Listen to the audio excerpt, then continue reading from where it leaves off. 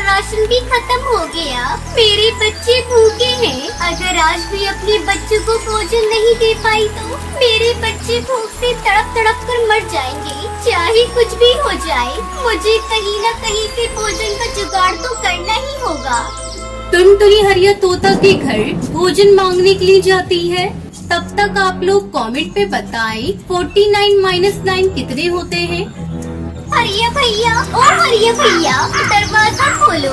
मेरे बच्चे भूखे हैं। बारिश में भोजन लाने भी नहीं जा पाई। थोड़ा बहुत मेरे बच्चों के लिए दे दीजिए।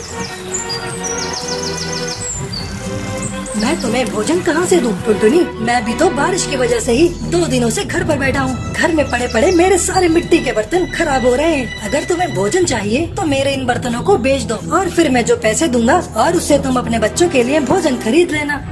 लेकिन हरिया भैया, चारों तरफ पानी भरा हुआ है। मैं बर्तनों को बेचने कैसे जाऊंगी? तुम अपने घर जाओ। अगर तुम मिट्टी के बर्तन बेचने नहीं जाओगी तो वैसे भी तुम्हारे बच्चे भूख से तड़प तड़प कर मर जाएंगे। मेरी मानो तो बारिश की चिंता मत करो, अपने बच्चों की चिंता करो और इन मिट्टी के बर्तनों को बेचने चली जाओ। बारिश का मौसम है, मिट्टी के बर्तन हाथों हाथ बिक जाएंगे। ठीक है हरिया भैया, आप कहते हैं तो मैं बर्तन बेचने चली जाती हूँ। टुनटुनी मिट्टी के बर्तन लेकर बारिश में बेचने के लिए निकल जाती है। मिट्टी के बर्तन ले लो, मिट्टी के बर्तन, सस्ते अच्छे बर्तन ले लो, मिट्टी के बर्तन ले लो। टुनटुनी की आवाज सुनकर सुंदरी कौवी अपनी खिड़की से टुनटुनी को आवाज लगाती है। अरे वाह, इस बारिश में तो मिट्टी के बर्तनों में खाना खाने में मजा आ जाएगा। अरे बर्तन वाली, इधर तो लेकर आ ये बर्तन, पक्के तो है ना? हाँ हाँ बहन जी, ये मिट्टी के बर्तन बहुत ही मजबूत हैं। देख लो खुद ही, बारिश में भी कैसे टिके हैं। आप एक बार खरीद कर तो देखिए। इस बारिश में मिट्टी के बर्तनों में खाना खाने से सेहत बनी रहती है। शाम तक टुनटुनी चिड़िया सारे बर्तन बेच देती है और सारे पैसे ले जाकर हरिया तोता को दे देती है। अरे वाह, तूने तो बहुत ही जल्दी सारे बर्तन बेच दिए। ये लो पैसे और ये 2 मिट्टी के बर्तन भी रख लो। तुम अपने बच्चों को इसमें खाना खिला देना। टुनटुनी पैसे और बर्तन लेकर वहाँ से चली जाती है और रास्ते में से अपने बच्चों के थोड़े भुट्टे के दाने ले लेती है। जब वो घर पहुँचती है तो उसका घर तो वहाँ था ही नहीं। तेज बारिश में उसका घर टूटकर बह चुका था। दोनों बच्चे पास के पेड़ पर बैठकर रो रहे थे। मम्मा, अपना घर बारिश में टूटकर बह गया। बच्चों, तुम लोग सुरक्षित तो हो ना? तुम्हें कहीं चोट तो नहीं लगी? नहीं मम्मा, हमें कहीं चोट नहीं लगी, लेकिन हमारा घर टूट गया। अब हम कहाँ रहेंगे मम्मा? अभी तुम लोग घर की चिंता मत करो। ये लो कुछ भुट्टे के दाने हैं, इसे खाकर अपनी भूख मिटाओ। तभी वहाँ से एक परी गुजर रही होती है। वो उस बेसहारा माँ को देखकर रुक जाती है। क्या हुआ चिड़िया रानी, तुम उदास क्यों हो? परी माँ, मेरा नाम टुनटुनी है और ये मेरे बच्चे हैं। बारिश में हमारा घर टूट गया है। अब हम बेसहारा हैं, खाने को भी नहीं है। उस बेसहारा माँ की बातें सुनकर परी अपनी जादुई छड़ी से उन्हें जादुई मिट्टी और फल के बीज देती है। टुनटुनी इस जादुई मिट्टी में उन बीजों को दबा देती है। 2 दिनों बाद जब बारिश रुकती है तब वो अगले दिन अपने बच्चों के साथ उस जादुई बीज को जहाँ दबाए थे उसे देखने के लिए जाते हैं तो देखकर आश्चर्यचकित रह जाते हैं। वहाँ पर सभी तरह के फल लगे हुए थे और उसी पेड़ की एक डाल पर मिट्टी के घर भी था। ये देखकर टुनटुनी उसके बच्चे बहुत खुश हो जाते हैं। तभी टुनटुनी की बेटी पिंकी कहती है, मम्मा मम्मा, वो देखो, हमारे इन फलों के पेड़ पे घर भी है। हाँ बेटा, मैं भी देख रही हूँ। चलो पास जाकर देखते हैं। वो खुशी खुशी उस जादुई मिट्टी के घर में रहने लगते हैं। उनके पास अब ना तो भोजन की कमी थी और ना ही रहने की दिक्कत थी। वो सब अपनी जिंदगी हंसी खुशी बिताने लगी।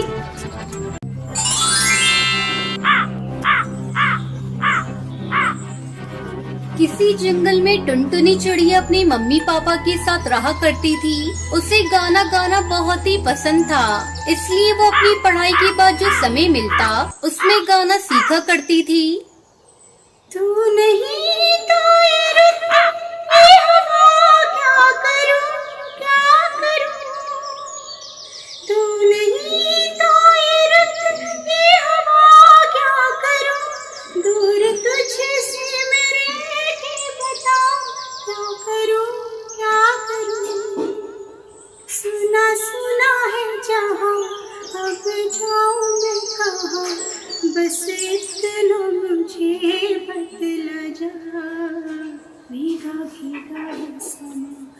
कैसे मुझको कहा मेरा दिल पुकारे।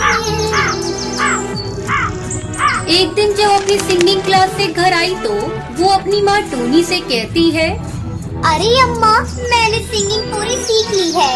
मैं जल्दी अपना सिंगिंग एकेडमी खोलूंगी, जहाँ मैं गरीब बच्चों को बिल्कुल कम फीस में सिंगिंग सिखाऊंगी।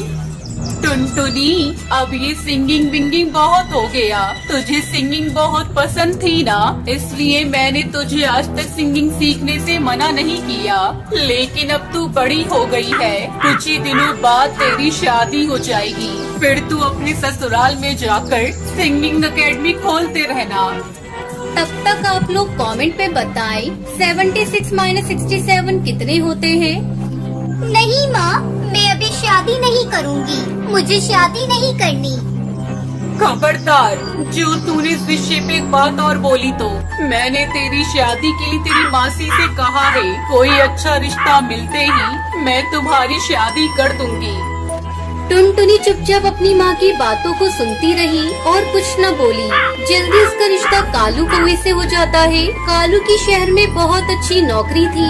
एक दिन टुनटुनी अपनी सास के साथ बैठी थी, तभी उसकी सास कहती है, अरे बहू, मैंने सुना है तू शादी के पहले सिंगिंग भी सीखा करती थी। हाँ माँ जी, मैंने सिंगिंग सीखी तो है, क्योंकि मुझे गाना गाना बहुत अच्छा लगता है। मैं सोच रही थी अपना सिंगिंग एकेडमी खोलूं और अपनी सुनर को आगे बढ़ाऊं। आपका इतना बड़ा घर है, अगर आपकी आज्ञा हो तो मैं अपना सिंगिंग स्कूल खोल लूं। अरे नहीं नहीं बहू, ये तुम क्या कह रही हो? दोबारा ऐसी बात करना भी मत। तुम्हें बहू बना कर लाए इस घर में, गायिका बनाने के लिए नहीं। मेरा बेटा बहुत अच्छा कमाता है, तुम्हें क्या जरूरत है सिंगिंग स्कूल खोलने की? अब उठो और जाकर मेरे लिए जल्दी से कच्ची चाय बना कर लाओ। तुम्हारी बातें सुनकर मेरे सर में दर्द होने लगा।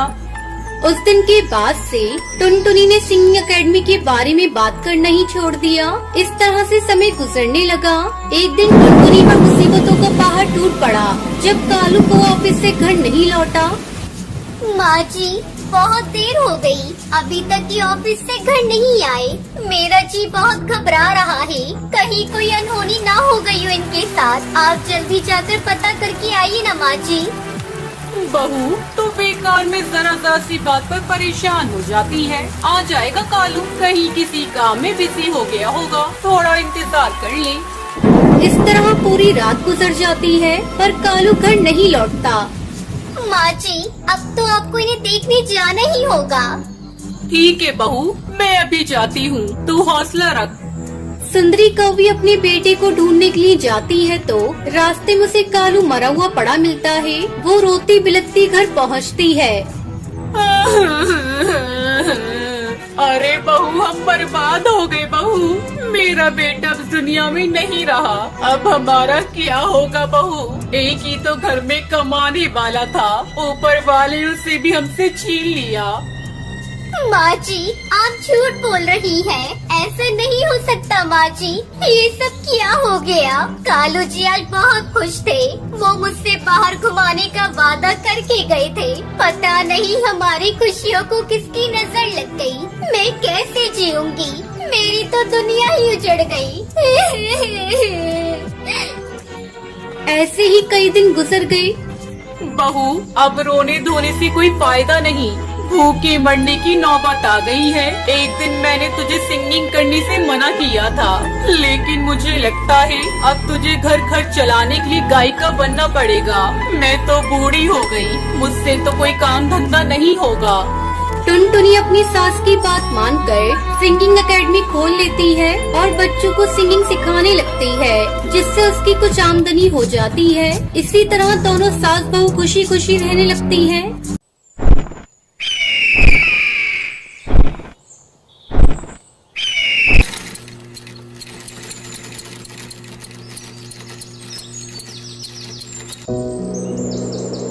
हिमाचल के जंगल में कालू कौवा अपनी पत्नी टूनी चिड़िया के साथ रहता था। उसकी बेटी का नाम टुनटुनी था। कालू कौवा एक दर्जी था। जंगल के सभी पक्षी अपने कपड़े कालू से ही सिलवाया करते थे। एक दिन टुनटुनी अपनी सहेली रानी चिड़िया और हरी तोती के साथ खेल रही थी। तभी रानी चिड़िया कहती है, अरे टुनटुनी, तुमने सुना? सेठ जी के बेटे का कल जन्मदिन है। उन्होंने जंगल के सभी पक्षियों को बुलाया है। मैं अपनी मम्मी पापा के साथ जाऊंगी, तू भी जाएगी, बहुत मजा आएगा। अरे ये क्या जाएगी, ये तो गरीब है, इसके पास सुंदर ड्रेस भी नहीं है जिसे पहनकर ये सेठ जी के घर जाएगी। तुझे पता है मेरे पापा मेरे लिए एक नई ड्रेस लेकर आए हैं, मैं उसे ही पहनकर सेठ जी के घर जाऊंगी। अरे हरी तोती, तू ऐसे मत बोल, टुनटुनी को बुरा लगेगा। तब तक आप लोग कमेंट में बताएं 79 into 5 कितने होते हैं। बुरा लगता है तो लगे, मैंने कुछ गलत नहीं कहा। ये गरीब है, इसके पास ढंग के कपड़े भी नहीं है। अच्छा अब मैं चलती हूँ। मेरे माँ बाप गरीब है तो इसमें मेरी क्या गलती है? आज से पहले तोती बहन ने कभी मुझसे इस तरह बात नहीं की। पता नहीं आज उसे क्या हो गया। मेरे मम्मी पापा गरीब है तो क्या हुआ, वो मुझसे बहुत प्यार करते हैं। जाने दे टुनटुनी, हरी तोती तो पागल है, उसके मुंह में जो आता है वो बोल देती है। अब तू अपने घर जा, मैं भी अपने घर जाती हूँ, बहुत देर हो गई है खेलते खेलते। टुनटुनी अपने घर जाती है और अपनी माँ टूनी से कहती है, मम्मी, कल सेठ जी की बेटी का जन्मदिन है, हम लोग उपहार में क्या लेकर जाएंगे? क्या बताऊं बेटा, हमारे पास तो इतने पैसे भी नहीं है कि मैं एक अच्छा सा उपहार खरीद सकूं। कोई बात नहीं माँ, ये रेशमी कपड़े यहाँ पड़े हुए हैं। मैं सेठ जी की बेटे के लिए इनसे एक सुंदर सा ड्रेस सिल देती हूँ। हाँ टुनटुनी बेटा, ये ठीक रहेगा। तुम अभी से ही ड्रेस सिलना शुरू कर दो, रात भर में ड्रेस सिलकर तैयार हो जाएगा।